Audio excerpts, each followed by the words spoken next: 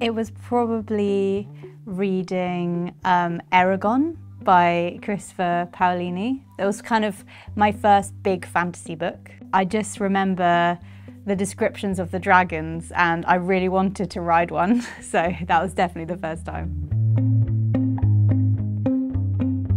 I think it was to be a writer.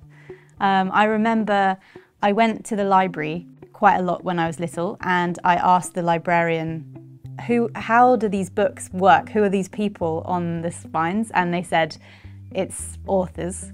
And I was like, that's what I want to be. When I was about maybe 7 or 8, so really young, yeah. So the first book I wrote was when I was 13.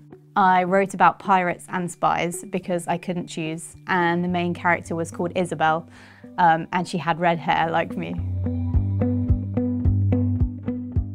So I remember walking along the road when I was doing my law exams, and I just had the image of a boy riding a unicorn come into my mind. I don't know what inspired it. I think maybe I was sick of doing my exams or something, and I was having kind of this fun playing with this image in my mind.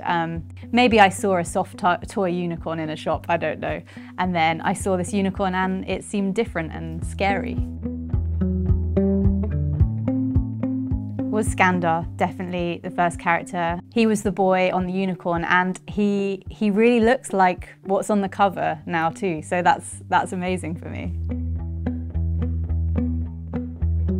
Yeah, so the first line is, the cameraman heard the unicorns before he saw them. And I think that I wanted to instill this sense of fear in the reader and the idea that the unicorns are coming for the cameraman, they're coming towards him. They're not friendly, he's not excited about the fact that he's going to meet them.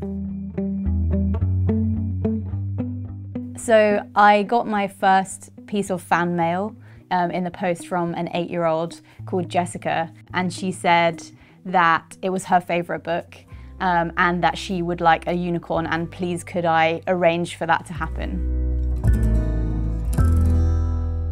I think knowing that children are reading it and then they're telling their friends about it. So that's happened a few times where one child in a class has been reading it and then they've said, you have to read this to their friends, and the school's called my publisher and said, we need more books, which is just amazing.